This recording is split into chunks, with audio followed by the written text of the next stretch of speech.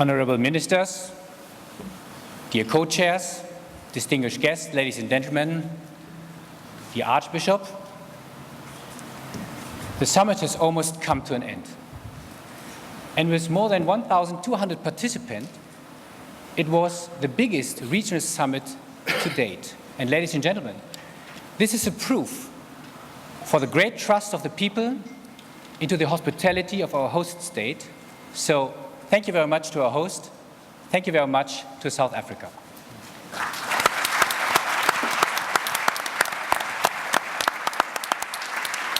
And it is also a proof that Cape Town, South Africa, the entire African continent is a place to be. We have fast-growing countries, young societies, frontier developments, so a lot of opportunities.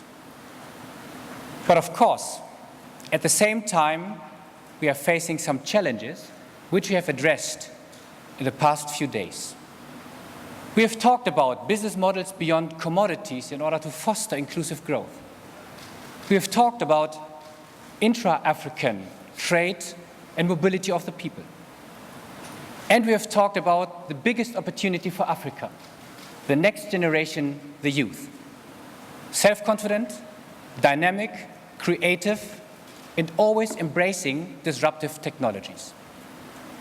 And even more important, this meeting was to turn talks into action. And when you talk about action in terms of business models, we all know how critical investments in infrastructures are. So we identified 23 projects in our infrastructure initiative. And if we talk about human capital, then health and employment will remain the pillars of our work. So, for example, we have best practice models to foster resilience, facing future pandemics, for example, in Mali. And if we talk about employment, the African Business Council has kicked off here at our summit the African Skills Initiative. And hopefully it will be as successful as our Africa and Grow Africa partnership, which we co-founded 4 years ago and then World Economic Forum on Africa. And today it is benefiting 8 million people. And it created 60,000 jobs. And each of the jobs is worth your effort because it's for the people, for the communities, and their families. So, ladies and gentlemen, this meeting was a meeting to getting things done. And it is a proof that the great appetite for public-private cooperation, because only together the problems can be solved as partners and friends. So thank you very much for your engagement. And allow me to say particular thank you to our respected co-chairs. Thank you for your leadership, and thank you for being ambassador for our mission. And allow me also to say thank you to all the many helping hands in the background. Particular thank you to our African team under the leadership of our Regional Director for Africa, Alci Kenza.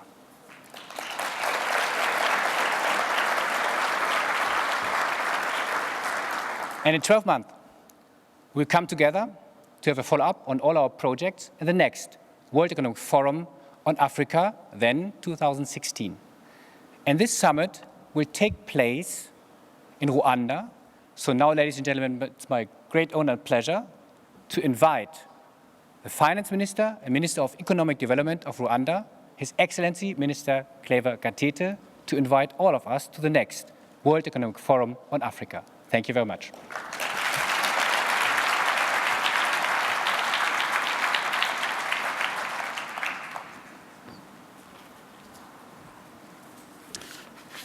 Yeah, thank you very much, Safiri Prosla, Bishop Desmond Tutu, Dr. Donald Kaberuka, President of the Africa Development Bank, honorable ministers here present, business leaders, distinguished ladies and gentlemen.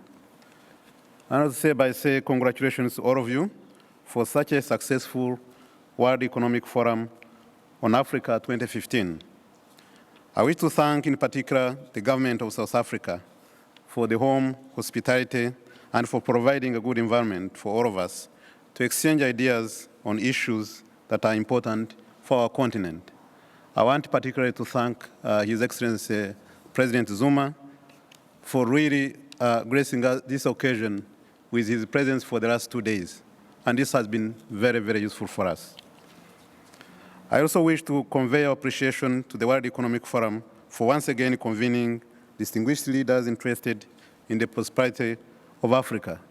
We've seen the great leadership and participation, of course, of Professor Schwabs and his team, including the Africa Director, Eriz Kanza, who has been very, very active in terms of facilitating us. This year's theme, meetings, contributions, as well as attendance continue to demonstrate the significant opportunities that the African continent presents today. The continent's dynamism is demonstrated by its high economic growth rate, averaging 5% in the past, growing the middle income class, the young and more skilled population, and many other positive indicators. We know that these must be accompanied by consistent efforts to create jobs, build infrastructure, and develop healthy, capable, and hopeful young Africans. There is no better place to take this discussion forward than in Rwanda, a country that has demonstrated that Africa can truly rise, even from ashes, having lost over 1 million of our most treasured resource, our people. Rwandans have overcome the most difficult challenges with resilience, hope, and above all, restored ambition and a keen desire to build productive partnerships with the region and the rest of the world. And so, ladies and gentlemen, it's my honor and privilege to welcome you all to the World Economic Forum that will take place in Kigali, Rwanda in 2016. Rwanda is testimony that Africans can aspire to and confidently face a much brighter future. Let me share with you 5 reasons why. First, we can establish high standards of good governance. We have created a safe, secure place to live and to do business. Over the last 20 years, we have reconstructed our fractured society, building national unity and national purpose. Rwanda is politically stable with well-functioning institutions, rule of law, and no tolerance for corruption. Consequently, we have been ranked as the 4th best governed country on the African continent. Secondly, we have established strong macroeconomic stability. We continue to execute sound policies with fiscal discipline and a stable inflation rate. These have enabled average annual economic growth of 8% over the last 10 years and lifted 10% of our population out of poverty in just 5 years. This illustrates that it is possible in Africa to achieve both high growth and inclusive socio-economic development. Thirdly, we believe that the private sector is the engine of economic growth. The World Bank and the World Economic Forum rank Rwanda as the 3rd easiest place to do business and the 4th most competitive economy, respectively, on the African continent.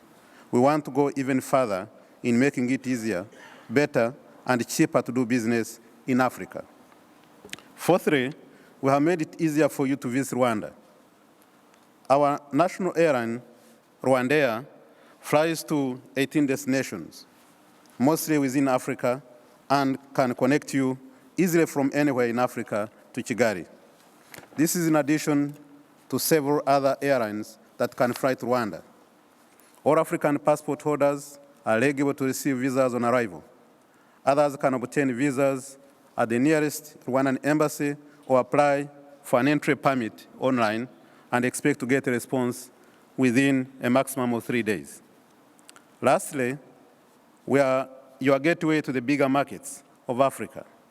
Rwanda has nearly 12 million people, but we are also located in the heart of Africa, and you can get to the farthest point of the continent in about 4 hours. Both English and French are spoken in Rwanda, which facilitates our connection with most regions. We are also members of several regional economic communities and have worked with them to create free trade areas, customs union, and for some, even common market. We belong to East African Community, the Economic Community of the Great Lakes, the Common Market for Eastern and Southern Africa, and also to the Economic Community of the Central African States. Like the rest of the continent, Rwanda's long-term challenge is to not only create economic opportunities for all, but also productively harness the pool of young new skilled workers. We are working hard to build a knowledge-based economy and build our competitiveness on the application of knowledge. In line with this, we have prioritized the use of ICT and the development of the Kigali Innovation Center to accelerate growth in other areas of our economy, including as a center of financial services. As part of this strategy, we have partnered with the world-class university, the Carnegie Mellon University, who have established their own African campus in Kigali.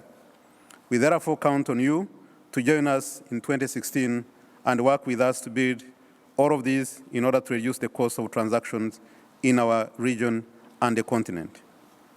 We also invite you to see the beauty of our country, usually referred to as a country of 1,000 hills.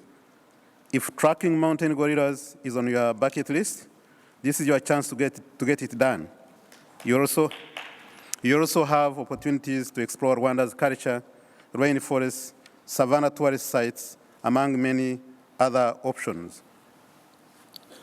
However, I can assure you that you will not definitely need winter coats because we never have winter in Rwanda. And also you can bring anything except plastic bags because they are prohibited by law. But first, I welcome you all to the reception outside this room, which is hosted by the government of Rwanda, for a little flavor of Rwanda, and nothing will beat your visit to Rwanda next year. I thank you for your kind attention, and may God bless you all. Thank you.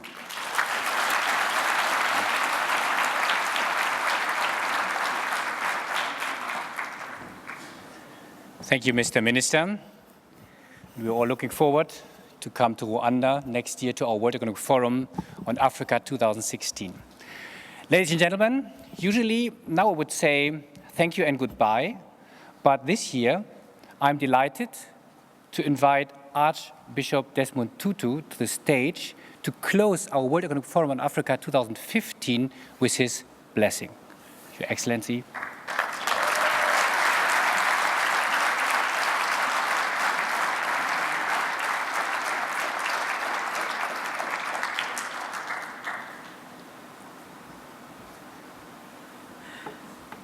Thank you so very much. I had been invited to participate in the conventional way, and I said, no, sorry. I can't impose on this wonderful gathering of inspiring individuals. I can't impose on them the ramblings of a decrepit old man. I have reached the stage where I get up and walk into a room because I know what I'm going to do in that room. And when I arrive, what the heck am I doing here? But someone said to me, it's not as bad as you go up a flight of stairs and round about the middle, you stop and you say, was I going up or down?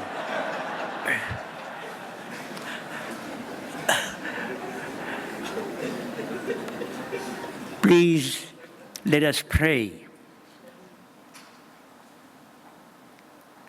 God, we see you weeping. We see you weeping because your children can do what they are doing to one another.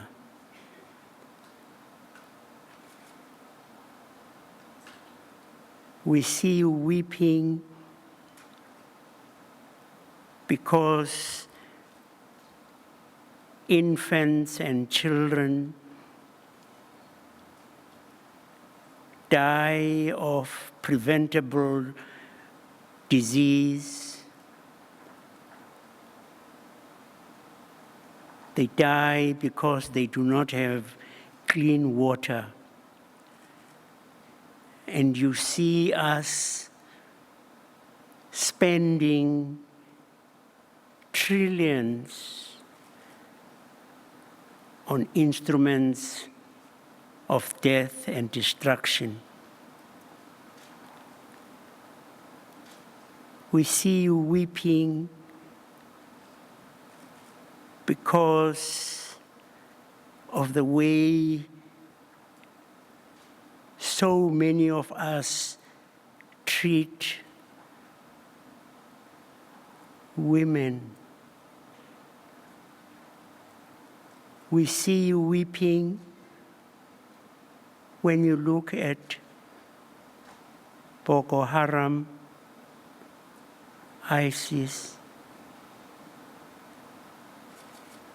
and the very many wars that are fought. We see you weeping as you look at the long straggling lines of women carrying children on their backs, flying from one refugee camp to another.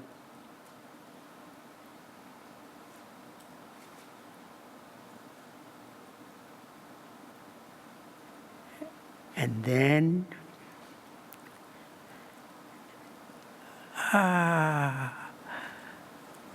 we see a smile breaking over your face. Yes, you look down and you see the World Economic Forum. And you see the commitment that they have to improve the lot of women and children. We see you beginning to smile through the tears because you see your children dedicated from this World Economic Forum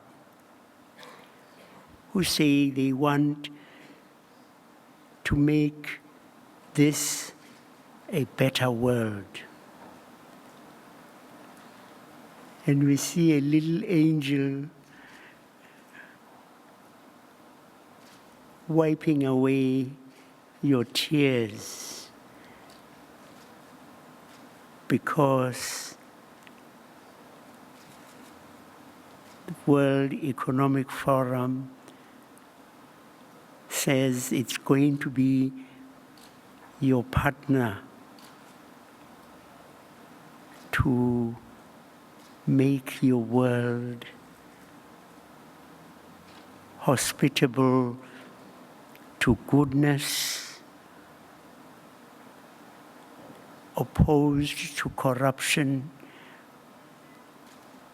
improving the health of women and children.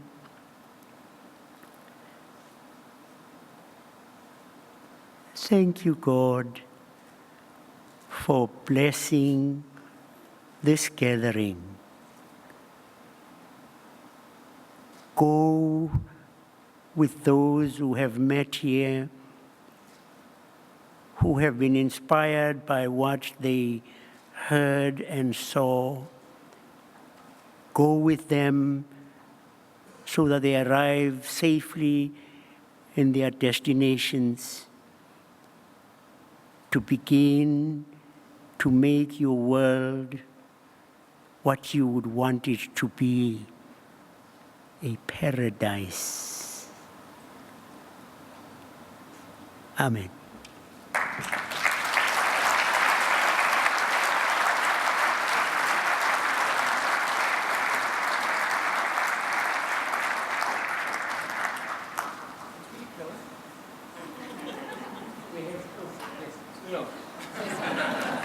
Bye-bye.